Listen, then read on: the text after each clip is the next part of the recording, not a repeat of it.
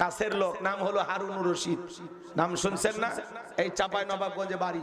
উনি বলতেছেন যারা জামাত ইসলাম করে এই সমস্ত ইমামদের পিছনে নামাজ পড়া জায়েজ নাই, মুফতি হারুনুর রশিদ। এই জোরে কোন নাউজুবিল্লাহ। ইসলামী আন্দোলন করে তাদের পিছনে নামাজ পড়া জায়েজ নাই। বেটা রাজনীতি করো করো, ইসলামকে হাতিয়ার বানায় না, ইসলাম আলাদের দিকে বাঁকা চোখে তাকায় না, ইসলাম নিয়ে বাজে মন্তব্য করো না। কথা বলেন ঠিক কিনা? তোমরা যদি অমুক নেতা তমুক নেতার আদর্শ মাইনা রাজনীতি করতে পারো, হুজুরেরা কেন কোরআন হাদিসকে মাইনা রাজনীতি করতে পারবে না? কেন নবীকে নেতা মেনে রাজনীতি করতে পারবে না? কথা বলেন ঠিক কিনা? ও হুজুরেরা সংসদে যাবে জলে জলে, জ্বালা অন্তর জ্বালা।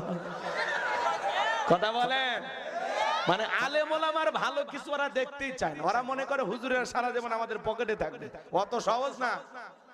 অবস্থা যেমন শুরু হয়েছে, বহু হুজুরকে ইনশাআল্লাহ এবার সংসদে দেখা যাবে। কথা বলা ঠিক কিনা? 54 বছরের সব টাকা শেষ, আগামীতে ইসলামের বাংলাদেশ।